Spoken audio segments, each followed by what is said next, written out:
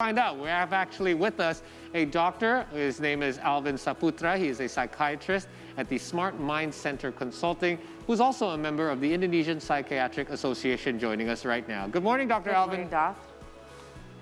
Yeah, good morning, Paul. Hi there. Good morning, Carol. Thank you for joining us today. So many questions for us to have for you today, but we're going to start with this very first one. Yeah. What do we consider as trauma?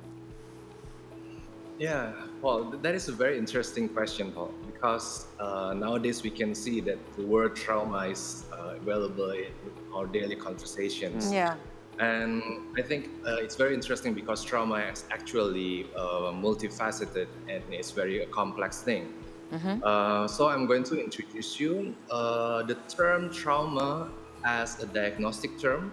Like we psychiatrists and psychologists, we use certain diagnostic criteria to make a diagnosis. Like we use a diagnostic statistic manual of mental disorder, which is called DSM-5. Okay. Yeah, and there, the hallmark of trauma and stress-related disorders is PTSD, or post-traumatic stress disorder. Okay.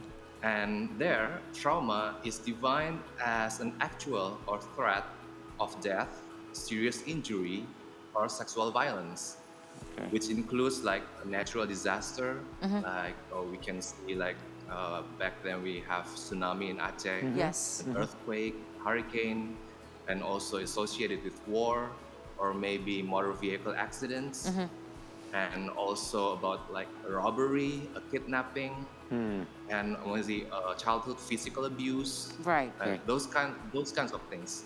But nowadays, the word of trauma is more widely used to describe any stressful events during childhood.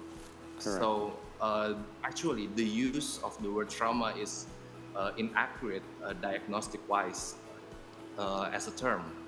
So maybe that leads to people worrying about trauma, like having an experience of bullying in school, or Correct. maybe parental conflicts at home. Yes. Yeah, so not to say that those events are not important, because it can be detrimental to mental health. But as a diagnostic, it's not it's not the required events to make someone experience a PTSD. What would you define that as? Yeah. Well, it's something that people experience that's a discomfort, or something that's not pleasant, and it's creating an unpleasant kind of situation and memories in your mind, but it's not traumatic. Because it seems what doctor is saying, if it's traumatic, it has to be physical and mentally. Right. It has to be physical and mentally. Then you can call it a trauma. True, and it has to be a level of stress that is very high. Okay. And so the events like bullying or maybe parental conflicts at home can fall under the umbrella called adverse childhood experience, or sometimes it's abbreviated as ACE. ACE. Okay. So yes, there is a wider term that maybe a trauma can be also fall under that umbrella. Okay.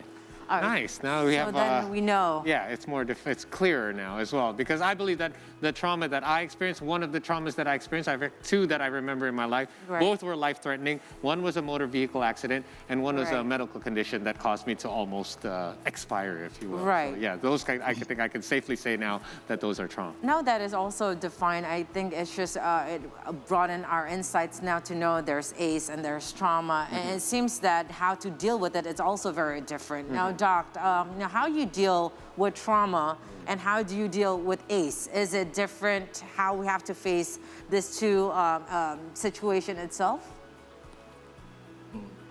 Yeah, I think the principle is actually quite similar. Like in trauma, in PTSD, we can see that one of the hallmark of the symptoms is avoidance. And actually, avoidance in PTSD really make the symptoms flourish. Oh, okay. Yeah, yes, that is very important, because at some point, to recover and to be healed from the PTSD or traumatic event, somehow you need to face the traumatic events itself. Yeah. But what's important is everybody has a different pace to face their trauma. Yeah. And it is a process that cannot be forced. Okay. Yes. And everybody has its own pace. So- and so, its own pace. Let me ask you a little bit, Doc. Let's break it down a little bit. For example, I'll use an example for a motor vehicle accident that you survived. What would be an example of facing it? Because let's say, looking at my situation, I'm not scared of getting into a car or a motorcycle, since that was the incident before. But I cannot think back to that event. If I try to think back to that event, my mind tends to just block it out automatically, and I just kind of, I get chills, or there's little kind of signs or symptoms that I experience that makes me uncomfortable. So I just avoid thinking about it altogether. But I'm not actually, quote unquote, traumatized that I can no longer perform that particular act. So what do you define as facing your trauma? Okay, that is a good point. What you said, Paul. That not all trauma can cause PTSD. Okay. It's a two different thing. So maybe you had a trauma back then in motor vehicle accident, but you didn't develop PTSD. And that's why you can function right now. That you can drive your vehicles. And when you avoid to think about the incident, it's actually a certain thing we call maybe a defense mechanism. Okay. Or maybe coping mechanism. Makes sense. And defense mechanism is there to protect us from something unpleasant to our mentally or our body. Yeah, so maybe some people maybe use repression, like they forget the incidents altogether unconsciously, or maybe they suppress the incident, like maybe what you did. Right. So yeah, it's there. So I think it's very important to differentiate between a trauma and PTSD. Okay. Right. All right. So, doctor, if let's say, you went undergoing to something like Paul, did you went to, a guidance or a psychiatrist? I did not, You didn't? because I figured I could still drive, so why bother, right? But then I always notice it's always still there. If I try to think back to that particular incident, I suddenly shut it out. And just subconsciously, I don't even do it meaningfully. Like, I don't even do it. Now, Doc, seeing case, the Paul's case, do you think that, once someone went to a traumatized incident, should you go, seek for guidance? Yeah, I think it's actually it's advised to be so, but the good news is some people, even when they develop a PTSD, like in the textbook, it said that around 30% of them will reconcile by itself, will be healed by itself. Yeah. So, but for some people, facing their trauma and to face it head on is not an easy thing, and it's complex. It takes steps. So a mental health professional is usually they're equipped with ways and techniques to really make the environment ready for the person who is experiencing a PTSD to ready to face their trauma. And usually we use techniques that is very widely used to treat PTSD. It is called CBT, or cognitive behavioral therapy. And one of the techniques is systematic exposure.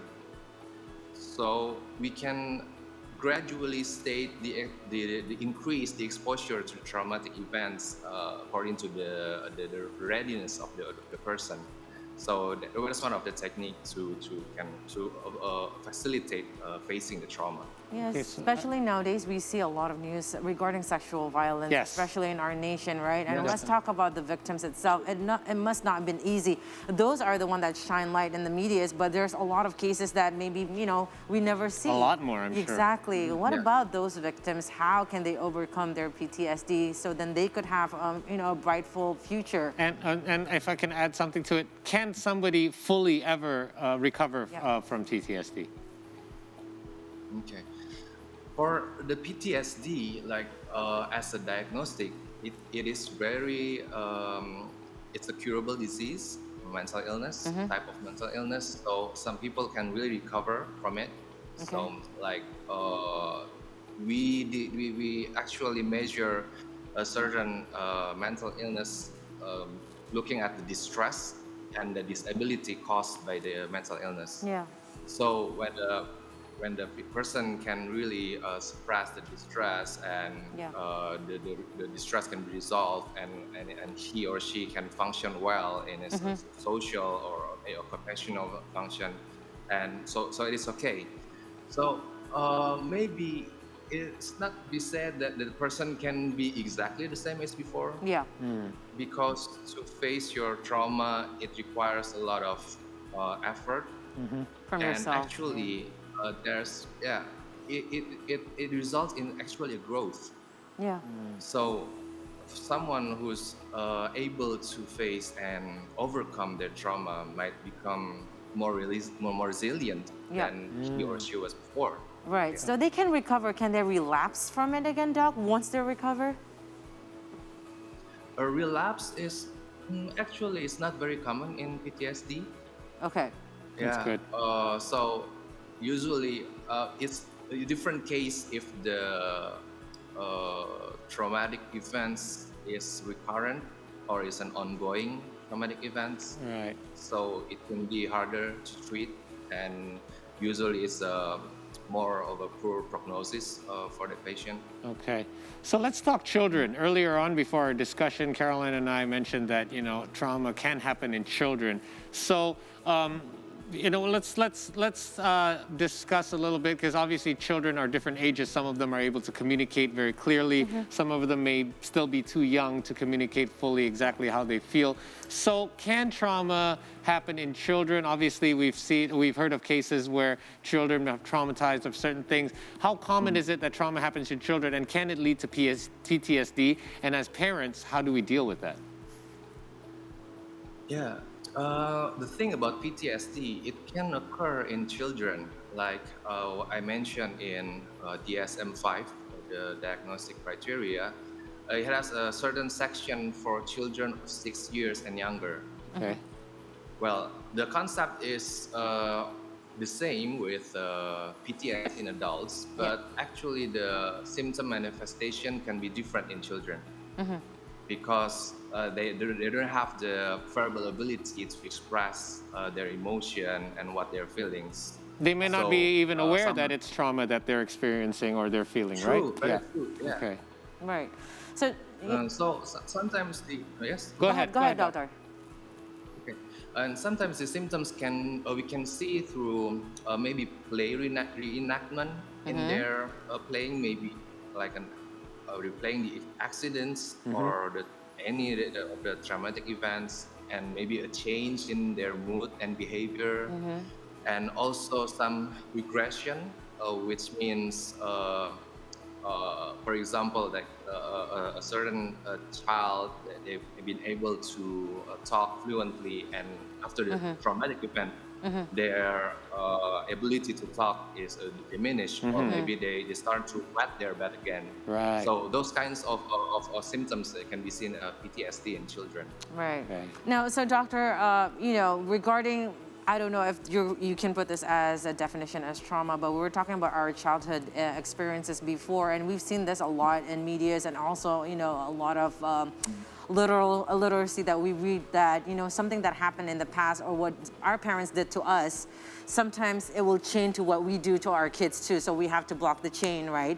Of something bad or, past experiences that we might had occur with our parents, without us realizing it, we do it again to our children. So how do we block that, doctor? Something bad happened in the past, could it be with parents, teachers, with peers? How can we block that chain so then our children would not, following it through and then throughout the generation below? Yeah, that's very true, Carol. But that stressful events during our childhood, like what you mentioned earlier, it tends to repeat itself because our brain is very used to something like a pattern. Yeah. So the first thing that we can do to cut off those recycling patterns is an awareness that there is a pattern. But this is something can be elusive, because usually when we are adults, we're repeating the same pattern that we experienced as a childhood unconsciously. So usually we need someone to help to make us aware of the pattern that we're repeating again and again, again and again. Correct. And that falls the role of a therapist or psychotherapist.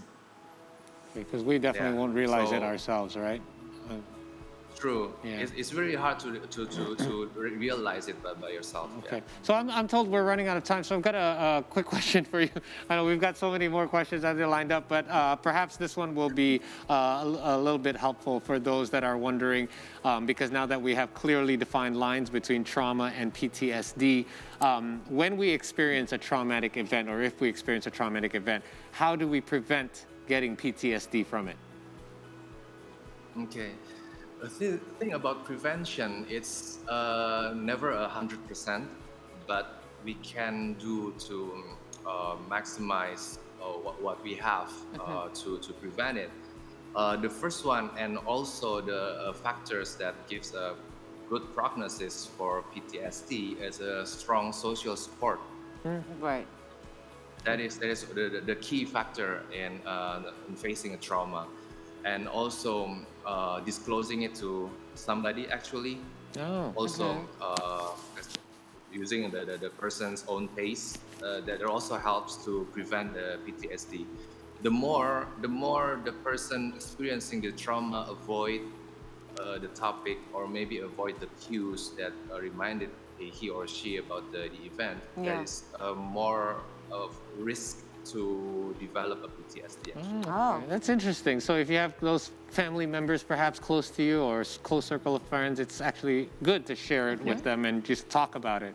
So it is true what they say. Talking about things actually helps. And do have go to guidance if you need to, Yeah, right? yeah. Don't be in denial for that. Plenty of great help out there, just like Dr. Alvin. Dr. Alvin, thank you so much. It's been really insightful talking to you now that this picture is a lot clearer now in our minds, hopefully for our viewers as well. Thank you so much, Yeah, Dr. thank Alvin. you.